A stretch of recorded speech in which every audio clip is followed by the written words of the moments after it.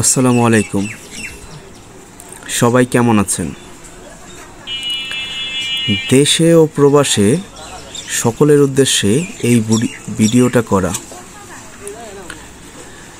জানি না কে কেমন আছেন, কোথায় আছেন। আসলে আমাদের ডগরি বাজারের পরিবর্তন শুধু আমাদের আশেপাশের মানুষই হয়েছে, কিন্তু রোডঘাটের কোনো পরিবর্তন হয় নাই। পিছনে হয়তো আপনারা নৌকা পার হতেন, কিন্তু এখন শুধু একটা ব্রিজ আছে, কিন্তু আশেপাশের দোনোটা রাস্তার অবস্থা খুব ভয়ঙ্কর। যারা এই রাস্তা দিয়ে যাতায়াত করেন তারা বলতে পারবেন যে রাস্তা আসলে কতটা ভোগান্তি করে মানুষের। এখন বৃষ্টির দিন, প্রচুর ঝড় বৃষ্টি আসতেছে, মানুষের চলাচল করার মতো রাস্তার পরিস্থিতিই থাকে না। যাও কাঁচা রাস্তা, একটু ব্যান ট্যান দিয়ে মানুষ বাসায় যাইতো, কিন্তু এখন বৃষ্টি হওয়ার কারণে অনেক গাড়ি যাইতে চায় না আমাদের এদিকে। দেশে এত বড় মানের দেখেন একটা হসপিটাল, আমাদের দেওয়ান মেডিকেল, তারপরও এই দেশের কোনো উন্নত নাই। ব্রিজে আজকে ব্রিজ হয়েছে অনেক বছর, ব্রিজের দুই পাশের রাস্তা যতটুক ব্রিজের সাথে কাজ করছে ততটুকুই আছে, তারপর থেকে আর কোনো কাজ আসে নাই এই আমাদের এই এলাকায়।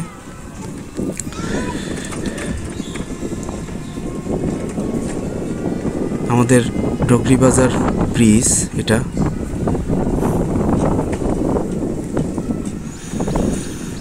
দেখেন ব্রিজের ঢালের কি অবস্থা, খুব বাজে অবস্থা। এই ব্রিজের কাজ করছে অনেক আগে, আজ থেকে প্রায় 8-10 বছর হয়ে গেছে, কিন্তু এই রাস্তার কোনো কাজ আসে নাই। প্রচুর ভোগান্তির মুখে মানুষ। বাড়ি থেকে অনেকেই বাজারে যাতায়াত করতে অনেক সমস্যা। দেখেন রাস্তার কি অবস্থা।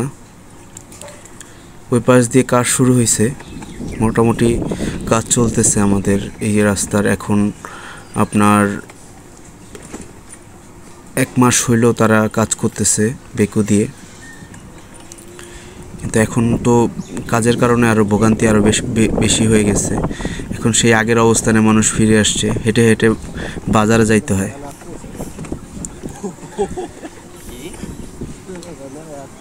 কেউ থাকুক আর না থাকুক, দেশে কিস্তির অফিসারদের কোনো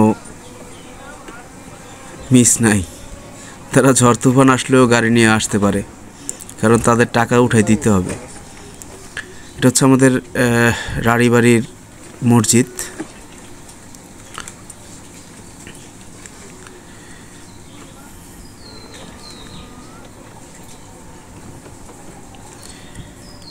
এই যে এখানে মোটামুটি দেখা যাচ্ছে, দেখেন কাজ করতেছে, আশেপাশের গাছগুলো কাটা হচ্ছে আর রাস্তা পুরো পরিষ্কার করতেছে।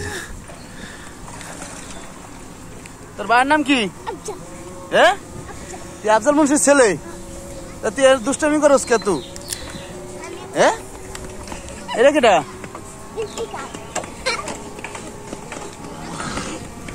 পড়ে যাবি, জায়গা দৌড় দে।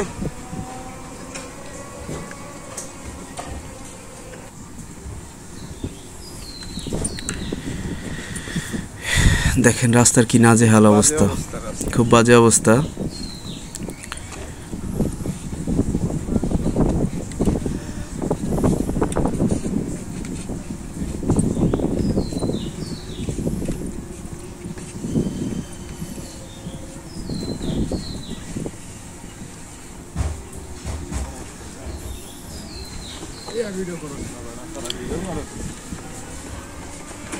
রাস্তা দিয়ে গাড়ি চলাচল করে এটাই অনেক বেশি। ঠিক আছে, দীর্ঘদিন যাবত এই রাস্তায় এরকমই আছেন, প্রায় অনেক বছর। এই সরকারের তো 17 বছর সরকার থেকেই গেল, কিন্তু সরকারের চোখ এখানে পড়ে নাই। কিন্তু সরকারের খুব শুভাকাঙ্ক্ষী আমাদের দেশে অভাব নাই।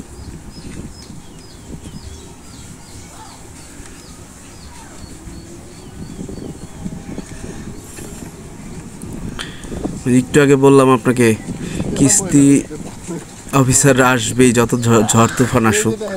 দেখেন ওই যে আরেকটা গাড়ি দেখা যাচ্ছে সামনে, দেখেন এত ঝড় তুফান, এত বৃষ্টি, উনি তারপরে যেন কিস্তি উঠাইতে হবে তাদের। কত কষ্ট করে, দেখেন এত কষ্ট, এত পরিশ্রম। দেখেন রাস্তা ভাঙা, এখান দিয়ে কিস্তি উঠাইতে গেছিল। দেখেন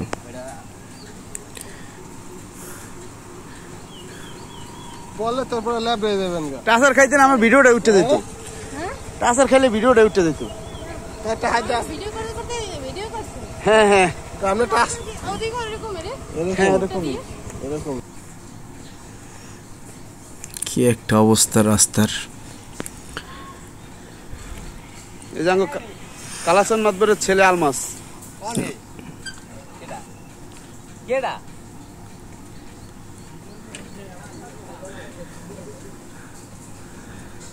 ছোট ভাই রিফাতও সাথে আছে, সম্ভবত বাজারে যাইতেছে ওরা।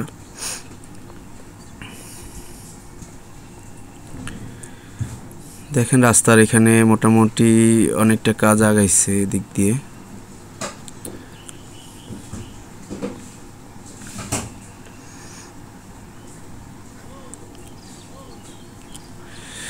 সবাই ভালো থাকবেন। আশা করি আপনারা সাপোর্ট করলে আমার কাছ থেকে অনেক ভালো ভালো ভিডিও পাবেন। সবচেয়ে বড় কথা হচ্ছে যদি আপনারা ভিডিও দেখেন তাহলে ভিডিও আমি দিব, কিন্তু যদি না দেখেন ভিডিও দিয়ে কোনো লাভ নাই। আর সবাই পাশে থাকবেন, ইনশাল্লাহ দোয়া করবেন ভালো কিছু যেন দেখাতে পারি আপনাদের।